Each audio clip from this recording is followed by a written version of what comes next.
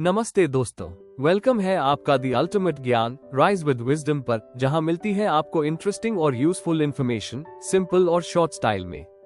अगर आप नए हो तो सब्सक्राइब करना ना भूलना और बेल आइकॉन जरूर दबाओ ताकि कोई भी अमेजिंग अपडेट मिस ना हो जाए। तो आइए स्टार्ट करते हैं। प्रिय विद्यार्थियों, क्या आपने कभी ऐसे स्थान की कल्पना की है जहां चारों ओर बस रेत हो, न कोई नदी, न हरियाली, न ही बादलों की छाया? जहां दिन का तापमान इतना अधिक हो कि बाहर खड़े होना मुश्किल हो जाए और रात में ऐसा सन्नाटा और ठंड कि सब कुछ जम जाए। जी हाँ, ऐसे ही क्षेत्रों को हम कहते हैं डेजर्ट्स यानी मरुस्थल। डेजर्ट वो स्थान होता है जहां बारिश बहुत कम होती है, वनस्पति बहुत कम होती है और तापमान या तो बहुत अधिक या बहुत कम होता है। मरुस्थल दो प्रकार के होते हैं, हॉट डेजर्ट्स और कोल्ड डेजर्ट्स।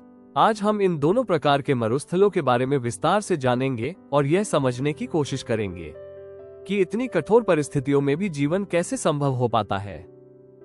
सहारा डेजर्ट, रेत का विशाल समुद्र। सबसे पहले बात करते हैं सहारा डेजर्ट की, जो कि दुनिया का सबसे बड़ा हॉट डेजर्ट है। यह उत्तरी अफ्रीका में फैला हुआ है और इसका क्षेत्रफल लगभग 8.54 मिलियन वर्ग किलोमीटर है, जो कि भारत के कुल क्षेत्रफल से 3 गुना बड़ा है।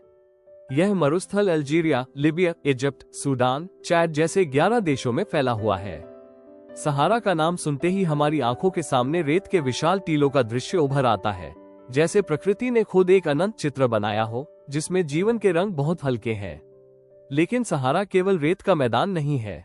यहाँ ग्रेवल प्लेन्स यानी कंकरीले मैदान और एलिवेटेड प्लेटोज यानी ऊंचे पठार भी होते हैं।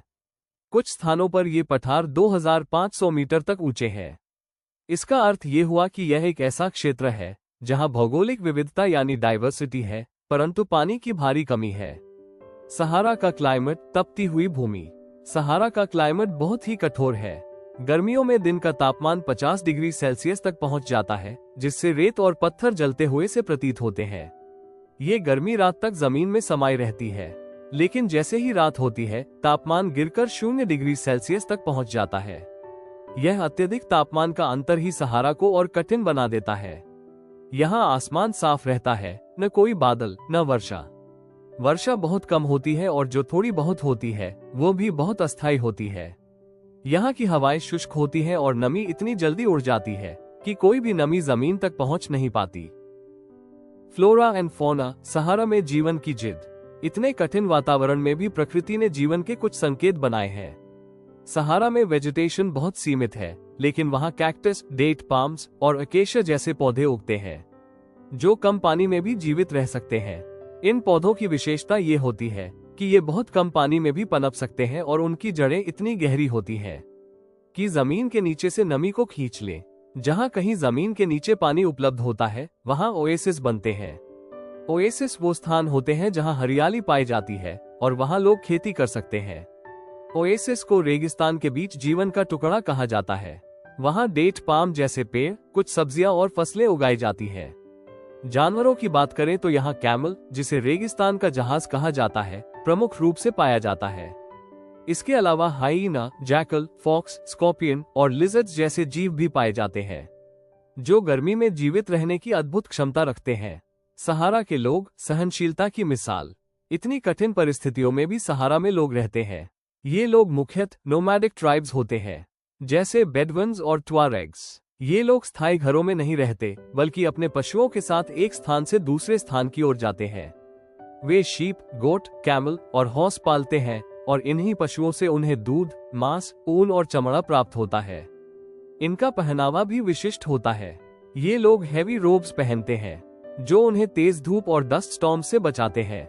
जहां ओएसिस या नाइल रिवर के किनारे पानी उपलब्ध होता है, वहां स्थायी रूप से लोग बस जाते हैं और खेती करते हैं, जैसे राइस, व्हीट, बार्ले, बीन्स और प्रसिद्ध इजिप्शियन कॉटन। आजकल सहारा के कई हिस्सों में ऑयल और अन्य खनिज पदार्थों की खोज हुई है, जैसे आयरन, फास्फोरस, यूरेनियम आदि। इस कारण अब वहां आधुनिक बदलाव भी आ रहा है। ऊंची इमारतें बन रही हैं, हाईवेज बन रहे हैं और टूरिज्म भी बढ़ रहा है। लद्दाख, हिमालय की गोद में ठंडा मरुस्थल। अब हम बात करेंगे भारत के कोल्ड डेजर्ट यानी लद्दाख की। ये स्थान हिमालयस की ऊंचाइयों में स्थित है और उत्तर में कैराकोरम रेंज तथा दक्षिण में ज़ांस्कार रेंज से घिरा हुआ है। यहाँ बहती है इंडस रिवर और कई विशाल ग्लेशियर्स भी यहाँ पाए जाते हैं। लद्दाख का लैंडस्केप ऐसा है जैसे किसी शुद्ध चित्रकार ने बर्फ, चट्टानों और शांत नदी से कोई चित्र बनाया हो। लद्दाख की ऊंचाई 3000 से 8000 मीटर तक होती है। यहाँ की जलवायु अत्यधिक ठंडी और शुष्क होती है। यहाँ वर्ष में केवल 10 सेंटीमीटर के आसपास बारिश होती है क्योंकि यह क्षेत्र रेन शैडो में आता है। लद्दाख का क्लाइमेट ठंड और तपस्या। गर्मी के मौसम में भी यहाँ का दिन का तापमान मुश्किल से 0 डिग्री सेल्सियस से ऊपर जाता है और रात में यह -30 डिग्री सेल्सियस तक गिर जाता है। सर्दियों में तो ये तापमान -40 डिग्री सेल्सियस से भी नीचे चला जाता है। एक रोचक तथ्य ये है कि अगर आप धूप में बैठे और आपके पैर छांव में हो तो आप सनस्ट्रोक और फ्रॉस्ट बाइट एक साथ झेल सकते हैं। यहाँ की हवाएं तेज और बर्फीली होती हैं और वातावरण इतना शुष्क कि बिना उचित सुरक्षा के बाहर रहना असंभव होता है। फ्लोरा एंड फौना, ठंड में जीवन की कोशिश। लद्दाख में वेजिटेशन बहुत कम है, लेकिन घाटियों में विलो और पॉपुलर के वृक्ष पाए जाते हैं। गर्मियों में एप्पल, एप्रिकॉट और वॉलनट के पेड़ फूलते हैं। जानवरों में याक, वाइल्ड गोट, शीप और टिबेटन डॉग्स पाले जाते हैं।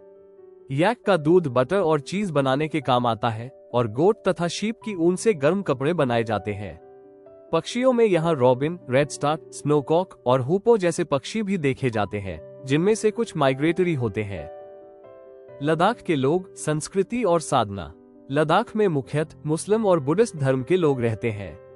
यहाँ की संस्कृति बहुत समृद्ध और शांतिपूर्ण है।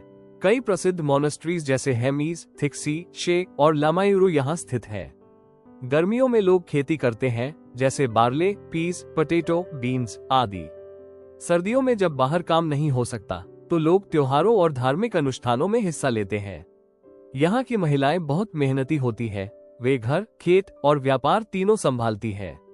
लेह, जो लद्दाख की राजधानी है, अब एक आधुनिक शहर बन रहा है।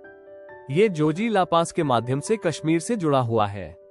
प्रिय विद्यार्थियों, सहारा और लद्दाख दोनों अलग प्रकार के मरुस्थल हैं। एक अत्यधिक गर्म, दूसरा अत्यधिक ठंडा, लेकिन दोनों एक बात सिखाते हैं: संघर्ष, अडेप्टेशन और प्रकृति के साथ संतुलन। इन स्थानों के लोग हमें दिखाते हैं कि चाहे परिस्थितियां कितनी भी कठिन क्यों न हो, इंसान अगर ठान ले तो जीवन को सुंदर, संतुलित और आत्मनिर्भर बना सकता है। Thank you. अगर वीडियो पसंद आया हो तो एक लाइक जरूर कर देना और कमेंट में बताओ आपका क्या थॉट है। चैनल को सब्सक्राइब करो और शेयर करो अपने दोस्तों के साथ। नॉलेज बढ़ाओ फन के साथ। मिलते हैं नेक्स्ट वीडियो में, तब तक के लिए stay curious and keep learning and follow the ultimate ज्ञान। Rise with wisdom.